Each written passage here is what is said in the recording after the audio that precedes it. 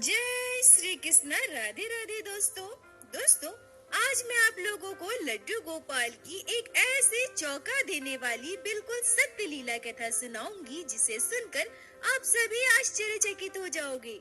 भक्त और भगवान के बीच का रिश्ता इतना गहरा और मजबूत होता है जो हर एक सीमा से परे होती है। दोस्तों, मैंने आप लोगों को अपने चैनल पर कई लीला कथाओं के जरिए भक्त और भगवान के बीच के गहरे रिश्ते की अटूट घटनाएं सुनाई है। और जब भी कोई भक्त किसी दूसरे भक्त के साथ घटी लड्डू गोपाल के अटूट रिश्ते की लीला कथा सुनता है तो उस भक्त का विश्वास अपने ठाकुर जी, अपने लड्डू गोपाल पर और भी गहरा हो जाता है। दोस्तों, हमारे बाल गोपाल अपने भक्तों के साथ इस कलयुग में भी निरंतर लीलाएं कर रहे हैं, जिससे हम भक्तों का विश्वास भगवान पर और भी गहरा होता जा रहा है। हमारी आस्था बढ़ रही है और इस कलयुग में जहां हर तरफ पाप, द्वेष, एक दूसरे के लिए ईर्ष्या, धर्म का मजाक बनाना, ऐसी घटनाएं देखने को मिलती है जहां आज के युवा हमारे सनातन धर्म से जुड़ी मौलिक बातों को नहीं जानते, भगवान पर विश्वास नहीं करते।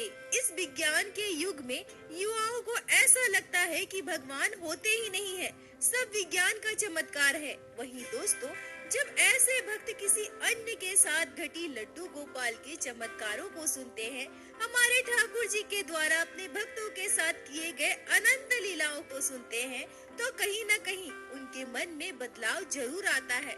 वो यह समझ पाते हैं कि कलयुग में भी भगवान है और चमत्कार भी होते हैं। दोस्तों, मैं अपने वीडियो के जरिए एक छोटा सा प्रयास करती हूँ कि आप भक्तों के साथ घटी हुई सत्य घटनाओं को अपने चैनल पर सभी भक्तों के साथ शेयर करूं। और अगर उसे सुनकर किसी एक के मन में भी जरा भी बदलाव आता है तो वो मेरे लिए सबसे बड़ी उपलब्धि होगी। आप सभी जो अभी इस वीडियो को देख रहे हैं और भक्ति लड्डू गोपाल चैनल के सभी सब्सक्राइबर का दिल से धन्यवाद, जो आप सभी अपने साथ घटी लड्डू गोपाल की लीला कथाओं को हमारे साथ शेयर करती हैं।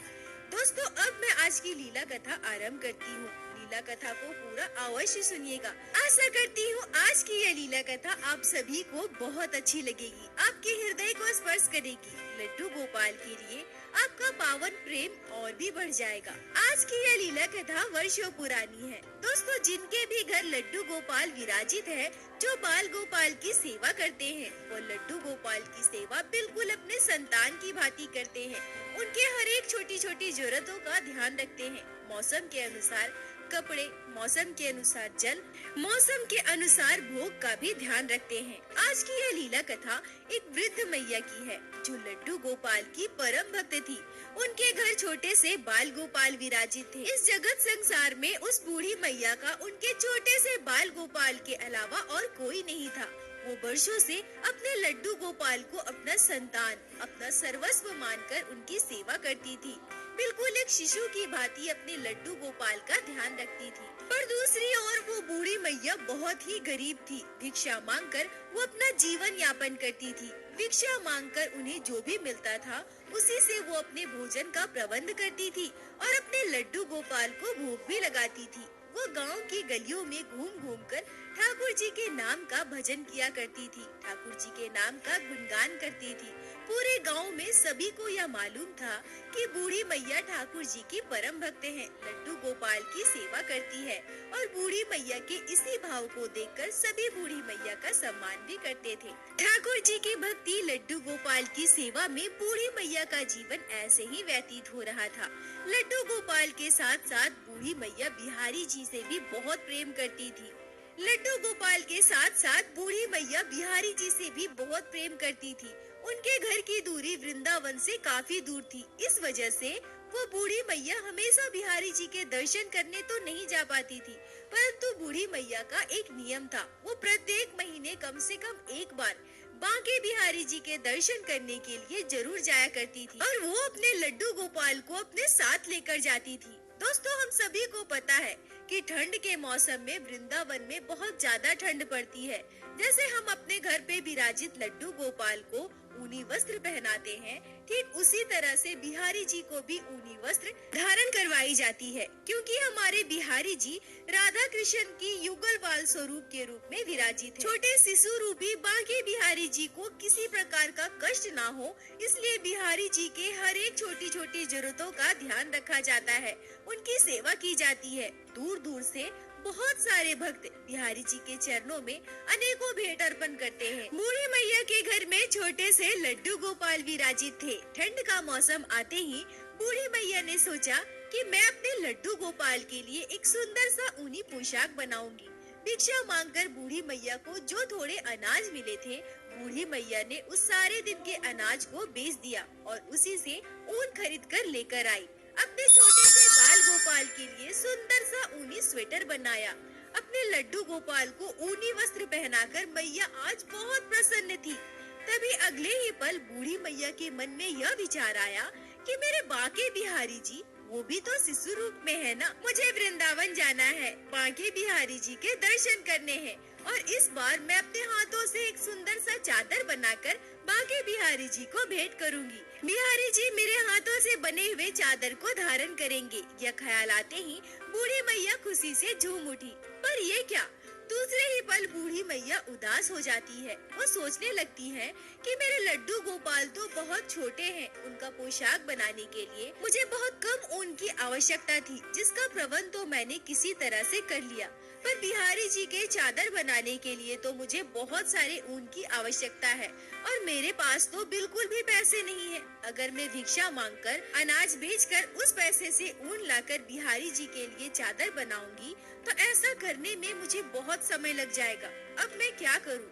अपने बांके बिहारी जी के लिए चादर कैसे बनाऊं? यह सोचते ही बूढ़ी मैया बहुत उदास हो जाती है। तभी उनका ध्यान उनके खुद के ऊनी स्वेटर पर जाती है। अपने ऊनी स्वेटर को देखकर बूढ़ी मैया प्रसन्न होकर सोचने लगती है कि मेरे पास बिहारी जी के चादर बनाने के लिए कोई ऊन नहीं है तो क्या हुआ, मेरे पास पैसे नहीं है तो क्या हुआ, मेरे पास यह पुराना स्वेटर है ना, मैं इस स्वेटर को खोल दूंगी और इसी ऊन से अपने बिहारी जी के लिए अपने हाथों से एक सुंदर सा चादर बनाऊंगी। बूढ़ी मैया ने जैसा सोचा वैसा ही किया। उन्होंने अपना पूरा स्वेटर खोल दिया और उस ऊन के गोले बना लिए और अपने बिहारी जी के लिए चादर बनाना प्रारंभ कर दी। अभी बूढ़ी मैया ने चादर बनाना प्रारंभ ही किया था कि एक के बाद एक उनके आगे समस्याएं आती जा रही थी। जैसे ही बूढ़ी मैया ने बिहारी जी के लिए चादर बनाना प्रारंभ किया, उनके मन में अचानक से यह दुविधा आ गई कि अरे, मैं बिहारी जी के लिए चादर कैसे बनाऊंगी? उनके लिए कितना बड़ा चादर बनाने की आवश्यकता है, यह तो मुझे पता ही नहीं है। बिहारी जी का नाप तो मेरे पास है ही नहीं। अब मैं चादर कैसे बनाऊंगी? अब मैं क्या करूं? मैं तो बिहारी जी को अपने हाथों से चादर बनाकर भेंट नहीं कर पाऊंगी। अगर मुझे नाप का पता नहीं चला तो फिर मैं अपने हाथों से चादर बनाकर बिहारी जी को भेंट कैसे कर पाऊंगी? यह सोचते ही बूढ़ी मैया की आंखों से आंसू आ गए। तभी अगले ही पल बूढ़ी मैया अपने हाथ जोड़ लेती है, अपने बिहारी जी के सुंदर छवि की कल्पना करने लगती है। आंखें बंद करके नम आंखों से बिहारी जी से कहती है कि हे मेरे बांके बिहारी, मैं आपके लिए चादर बना रही हूँ, मुझे आपका नाप नहीं पता। हे मेरे नटखट कन्हैया, हे मेरे बांके बिहारी, अब आप ही मेरे हाथों से अपने हिसाब से अपने नाप का चादर बनवा लेना। और फिर वो बूढ़ी मैया अपने हाथों से बिहारी जी के लिए एक चादर बनाकर तैयार कर देती है। चादर पूरा होते ही बूढ़ी मैया की खुशी का ठिकाना नहीं था। अब वह एक भी पल व्यर्थ किए बिना अपने लड्डू गोपाल को गोद में लेकर वृंदावन के लिए निकल जाती है। मन ही मन बूढ़ी मैया बहुत प्रसन्न थी कि आज मैंने अपने हाथों से बिहारी जी के लिए चादर बनाया है। मैं अपने बिहारी जी को अपने हाथों से बना हुआ चादर भेंट करूंगी। पर वृंदावन पहुंचकर बांके बिहारी जी के मंदिर पहुंचकर बूढ़ी मैया देखती है कि आज मंदिर में बहुत भीड़ है। बहुत सारे धनी व्यक्ति वहां उपस्थित है जो बिहारी जी के लिए सुंदर सुंदर महंगे महंगे चादर ऊनी वस्त्र लेकर आए हैं। ये सब देखकर बूढ़ी मैया बहुत दुखी हो जाती है। उनका हृदय भर आता है। वो मन ही मन सोचने लगती है, मेरे बाकी बिहारी जी बहुत दयालु है। मैं उन्हें इस पुराने ऊन से बना हुआ चादर भेंट करूंगी तो मेरे बिहारी जी को कोई आपत्ति नहीं होगी। पर क्या पुजारी जी मेरे पुराने स्वेटर के खुले हुए पुराने ऊन की चादर बिहारी जी को भेंट करेंगे? यहाँ तो सभी भक्त महंगे महंगे सुंदर सुंदर ऊन से बने हुए चादर, ऊनी वस्त्र लेकर आए हैं, कितने सारे सामान लेकर आए हैं। क्या उन सब के बीच पुजारी जी मेरे पुराने ऊन से बने हुए चादर को बिहारी जी को भेंट करेंगे? तभी बूढ़ी मैया सोचती है कि मैं इतने प्यार से बिहारी जी के लिए यह चादर बनाई हूँ, मैं पुजारी जी को दे देती हूँ। अगर बिहारी जी की इच्छा रही, पुजारी जी ने चाहा तो वो मेरा बनाया हुआ चादर बिहारी जी को जरूर भेंट करेंगे। मंदिर में उस दिन काफी भीड़ थी। बूढ़ी मैया ने उस पुराने ऊन से बने हुए चादर को पुजारी जी के हाथ में दे दिया और उनसे कहा, पुजारी जी ये चादर मैंने बहुत ही प्यार से बिहारी जी के लिए बनाया है, आप कृपया करके बिहारी जी को ये चादर भेंट कर देना। भीड़ इतनी ज्यादा थी कि एक जगह कोई व्यक्ति ज्यादा देर खड़ा भी नहीं हो पा रहा था। पुजारी जी कुछ जवाब दे पाते, बूढ़ी मैया से कुछ बोल पाते, उससे पहले ही बूढ़ी मैया वहाँ से जा चुकी थी। बूढ़ी मैया बहुत दुखी थी, उनका हृदय बहुत भावुक हो रहा था। वो मन ही मन सोच रही थी कि मैंने कितने प्रेम से बिहारी जी के लिए चादर बनाई है, पर इतने सुंदर सुंदर ऊनी वस्त्र के बीच क्या पुजारी जी मेरे पुराने ऊन से बने हुए चादर को बिहारी जी को अर्पण करेंगे? दुखी मन से बूढ़ी मैया मंदिर से बाहर चली जाती है और उसी दिन पुजारी जी के साथ एक अद्भुत घटना घटती है, जिसे सुनकर आप सभी के रोंगटे खड़े हो जाएंगे। दोस्तों, रात के लगभग 2:30-3 बजे पुजारी जी को कुछ आवाजें आती है। पुजारी जी स्पष्ट रूप से सुन पाते हैं कि कोई उनसे कह रहा है, कहाँ हो, जल्दी से मेरे पास आओ, मुझे बहुत ठंड लग रही है, मुझे चादर उड़ाओ, आओ ना, आओ जल्दी मेरे पास आओ, मुझे बहुत ठंड लग रही है, जल्दी से मुझे चादर उड़ाओ। उस समय पुजारी जी गहरी नींद में थे। उनके कानों में आवाज तो जा रही थी, पर उन्हें कुछ भी समझ नहीं आ रहा था कि यह आवाज कहाँ से आ रही है। पर बार बार जब उनके कानों में यह आवाज गूंजने लगी तो पुजारी जी चौंक कर अपनी नींद से जाग गए। पुजारी जी लेटे लेटे यह समझने की कोशिश कर रहे थे कि क्या सच में उन्हें ऐसी आवाज आ रही है या फिर उनके मन का वहम है, उनका कोई भ्रम है। पर जब बार बार पुजारी जी के कानों में वही आवाज आने लगी, उन्हें ऐसा लगने लगा जैसे उन्हें कोई बार बार पुकार रहा है, बार बार उनसे कह रहा है कि तुम कहाँ हो, मेरे पास आओ, मुझे जल्दी से चादर उड़ाओ, देखो ना मुझे कितनी ठंड लग रही है। लगातार ऐसी आवाजें सुनने के बाद अब पुजारी जी खुद को रोक नहीं पाए। वो तुरंत अपने बिस्तर से उठकर खड़े हो गए और उस आवाज का अनुसरण करते हुए, उस आवाज का पीछा करते हुए वो सीधा बिहारी जी के बंद पट के आगे आकर खड़े हो गए।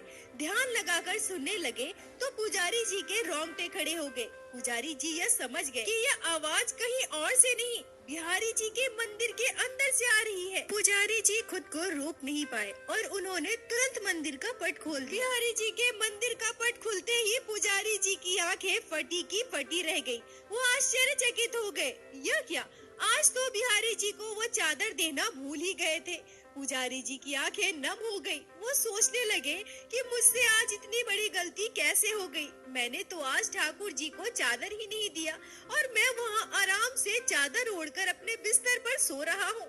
मेरे बिहारी जी को कितनी ठंड लग रही होगी, इसलिए उन्होंने आज स्वयं मुझे पुकारा, मुझसे चादर की मांग कर रहे हैं। पुजारी जी पूरे घटनाक्रम को अच्छे से समझ गए और उस दिन भक्तों के द्वारा लाए गए सुंदर सुंदर महंगे महंगे चादर, ऊनी वस्त्र लाकर बिहारी जी के आगे रख दिया और हाथ जोड़कर बिहारी जी के आगे नतमस्तक होकर पुजारी जी कहने लगे, हे मेरे बाके बिहारी, ये आपके लिए चादर और ऊनी वस्त्र है, आप इन्हें स्वीकार कीजिए और आराम से अपने शयन में जाइए, निद्रा लीजिए। यह कहकर पुजारी जी पुनः अपने बिस्तर पर सोने के लिए आ गए।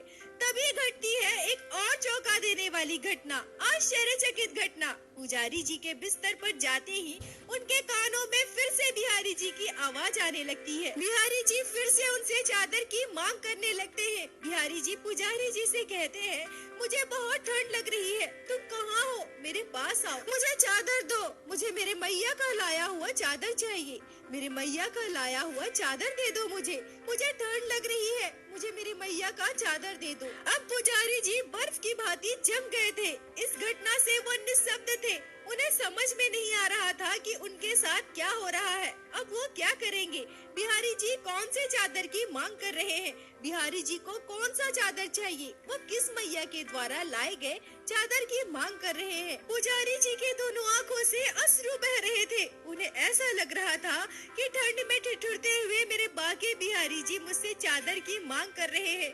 पर अब मैं क्या करूं? उन्हें तो मैंने चादर और ऊनी वस्त्र भेंट किया है, पर बिहारी जी उसे स्वीकार क्यों नहीं कर रहे हैं? मेरे बिहारी जी किस मैया के चादर की मांग कर रहे हैं? तभी अचानक से पुजारी जी के मन में उस बूढ़ी मैया का विचार आता है। ऐसा लगता है मानो किसी ने यह बात अचानक से पुजारी जी के मन में डाली हो। पुजारी जी इन सारी बातों को सोचते हैं कि कहीं मेरे बिहारी जी उस बूढ़ी मैया के द्वारा लाए गए चादर की मांग तो नहीं कर रहे, जो पुराना सा चादर उस बूढ़ी मैया ने बिहारी जी के लिए भेंट किया था। यह बात मन में आते ही पुजारी जी बिना वक्त गवाए तुरंत उठकर वहाँ से भागे और स्टोर रूम की ओर जाने लगे। मैया के द्वारा लाए गए पुराने चादर को पुजारी जी ने अलग करके यह सोचकर रख दिया था कि इस पुराने चादर को वो बिहारी जी को भेंट नहीं करेंगे, और शायद इसलिए बिहारी जी बार बार उस बूढ़ी मैया के द्वारा लाए गए पुराने चादर की मांग कर रहे थे।